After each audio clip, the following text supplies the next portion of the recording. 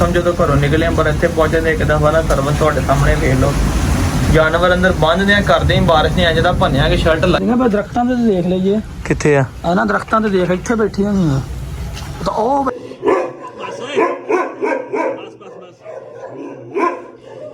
जी दोस्तों चेक करो जी ठीक है बड़ी नेरी दे बदल जनाब घुले ने अच्छा वशे ओए होए होए लगता चढ़ते पंजाब वालों नेरी आ रही मैं इंनी चक पै रही देखो चंगा नेर घुलिया जे रब सोना अपनी रहमत ही करे।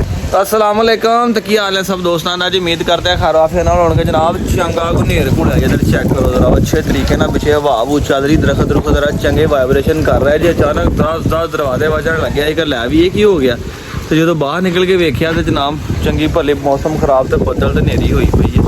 अल्लाह पाक अपनी रहमत करे उम्मीद आ कि बारिश आएगी तो अज बारिश आएगी तो अज के व्लॉग जनाब अं नहावांगे क्योंकि बहुत टाइम हो गया बारिश अं नहाते नहीं। अल्लाह का शुक्र है कि साढ़े जो केजेस ने डॉग तो भी पक्के हो गए सानू उधर बारे की टेंशन कोई नहीं मगर साड़ी खाल ही नहीं बनी यार अगली होए होए डेरे जाना ही पैना मैं चलना ही सीगा डेरे ते चाय शाय पी रहा अजे उन्हें देर वेख्या जनाब वाली बाहर मौसम की कंडीशन है यार मैं तो अजे घर रवांगे पर मैंने अचानक याद आ गया कि जाना पैना वो खाली खुली को पानी का हिसाब लाना पैना ये ना हो कि बारिश आ जाए तो पानी खराब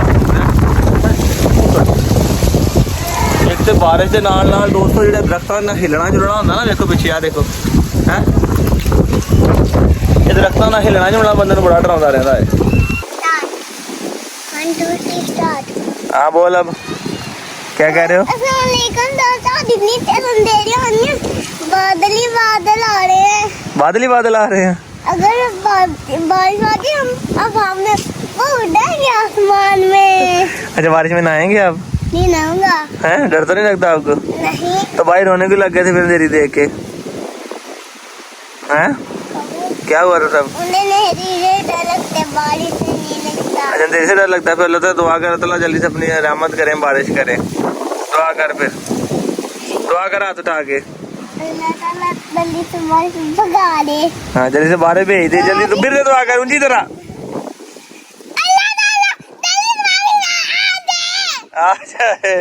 छत नहीं चो रही है दीवार उधरों बड़ छैंदी है ना हवा पानी का रुख आने आया दोस्तों बड़ी बारिश पै रही है वेखो अज तो नुकर तो अपनी गलहरी करती रही की है जी कच्ची छत है तो चोना शुरू हो गई है जी।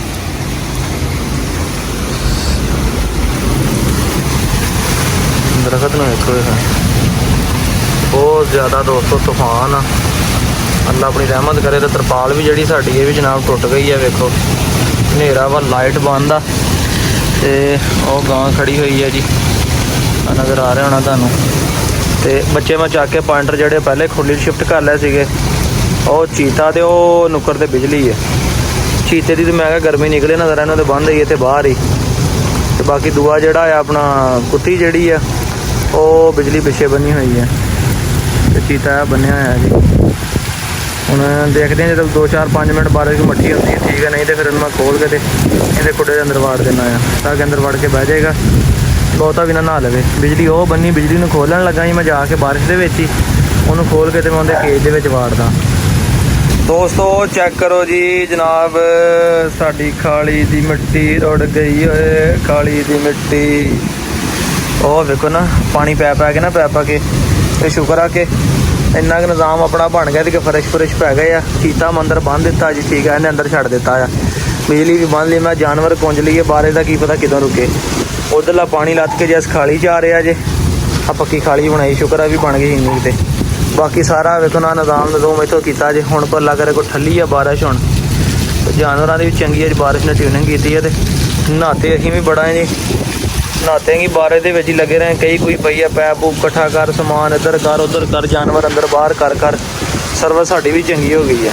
हम जो घरों निकले पर इतने पहुंचे तो एक दफा ना सर्विस थोड़े सामने वेख लो जानवर अंदर बंद ने करते ही बारिश ने इंज दा भन्निया कि शर्ट लाई हुई सी नंगा पिंडा से टका टका के मीह पिया जी कभी लक ते कभी इधरों वज रहा कभी इधरों वज रहा कभी इधरों आ रहा बारिश ने चंगी ट्यूनिंग करती साड़ी ये मेरे मालिक का लखां करोड़ां नहीं शुक्र आ कि साढ़े जानवरों ने वास्ते असी पहले इंतजाम कर लिया सी साढ़े फर्श पै गए नाली बन गई इन तो बाहर का कोई नहीं रौला अगे भी कच्चे दे विच धक्के खाई दे आ वो असी धक्के खा लांगे जानवर बड़े अल्लाह दा मेरा शुक्र आ कि सुकून दे विच ने भाई ਜਿਹੜੇ ਬਾਹਰ ਸੀ 2 ਉਹਨਾਂ ਦੀ ਬਾਰਿਸ਼ ਨੇ ਟਿਊਨਿੰਗ ਕੀਤੀ, ਚੀਤੇ ਦੀ ਤੇ ਆਉਂਦੀ ਆਪਣਾ ਬਿਜਲੀ ਦੀ।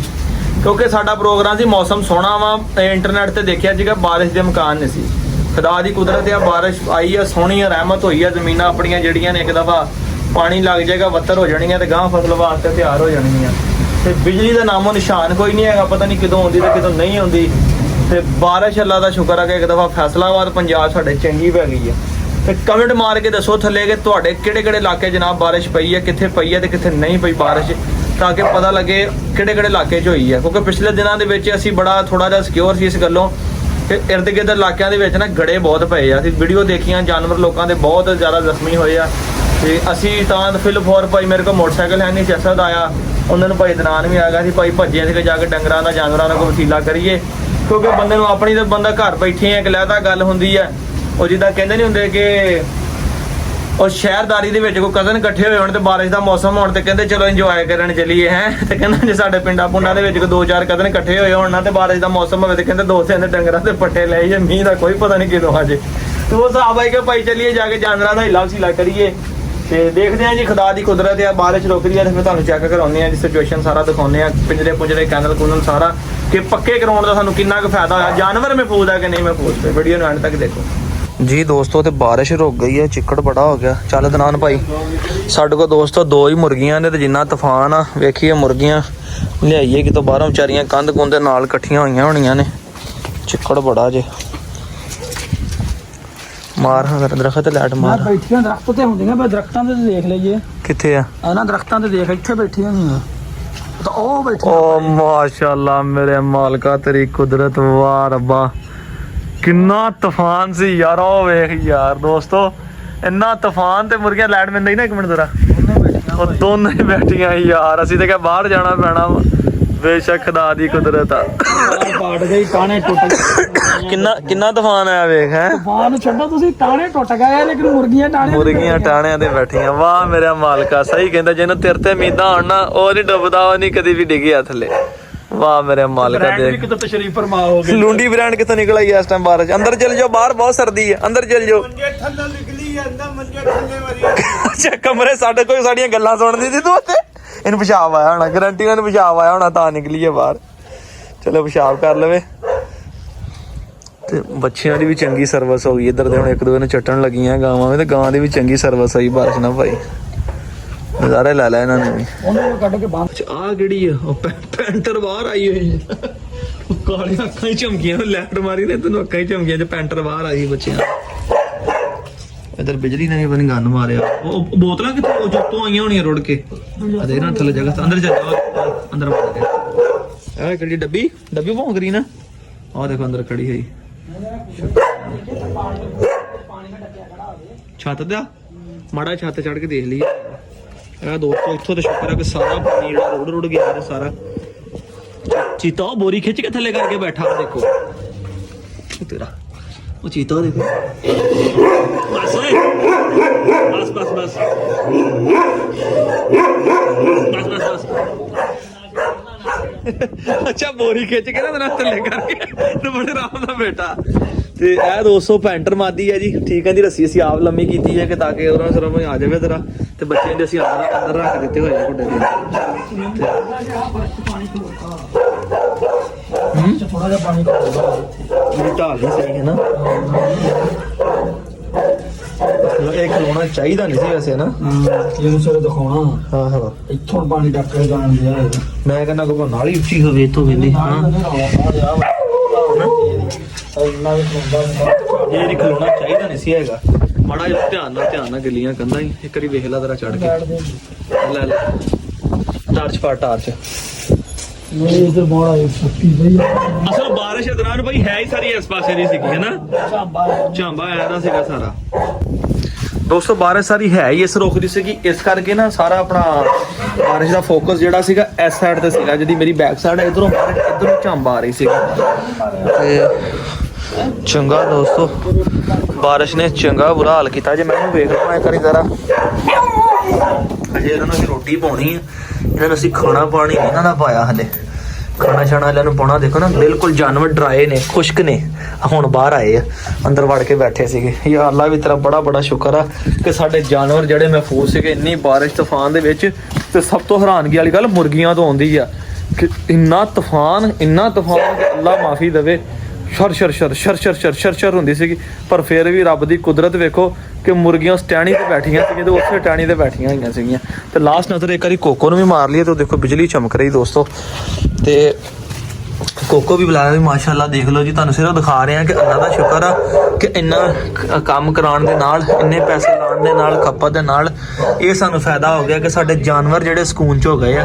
ਨਹੀਂ ਗੰਦੇ, ਨਹੀਂ ਗੱਲਬਾਤ, ਬਿਲਕੁਲ ਸਾਫ਼ ਸੁਥਰੇ ਅੰਦਰ ਜਾ ਕੇ ਬਹਿ ਜਾਣਗੇ, ਬਾਹਰ ਆ ਜਾਣਗੇ। ਇੰਨਾ ਹੀ ਮੇਰੇ ਮਾਲਕ ਦਾ ਬੜਾ ਹੀ ਕਰਮ ਆ। ਤੇ ਦੋਸਤੋ ਹੁਣ ਅਸੀਂ ਚੀਤੇ ਨੂੰ ਵੀ ਜ਼ਰਾ ਕੱਢੀਏ ਬਾਹਰ, ਠੀਕ ਆ। ਬਾਹਰ ਹਵਾ ਚੱਲ ਰਹੀ ਹੈ, ਮੌਸਮ ਖੁਸ਼ਗਵਾਰ ਜਿਹਾ ਹੋ ਗਿਆ ਵਾ। ਜ਼ਰਾ ਬਾਹਰ ਕੱਢਦੇ ਆ ਉਹਨੂੰ, ਮੈਂ ਇੱਦੇ ਅੰਦਰ ਵਾੜ ਦਿੱਤਾ ਜ਼ਰਾ ਆਪਣਾ ਫਰੈਸ਼ ਫਰੁਸ਼ ਕਰ ਲਵੇ। ਤੇ ਬਾਰਿਸ਼ ਆਈ ਆ, ਕਿਹੜੇ ਕਿਹੜੇ ਏਰੀਏ 'ਚ ਆਈ ਹੈ ਕਮੈਂਟ ਕਰਕੇ ਦੱਸੋ। ਰਾਤ ਅੱਜ ਬਹੁਤ ਤੂਫਾਨ ਆਇਆ, ਬਹੁਤ ਜ਼ਿਆਦਾ ਬਾਰਿਸ਼ ਆਈ ਆ। ਅੱਲਾਹ ਤਾਲਾ ਦੀ ਕੁਦਰਤ ਆ, ਰਹਿਮਤ ਉਹਦੀ ਹੋਈ ਆ।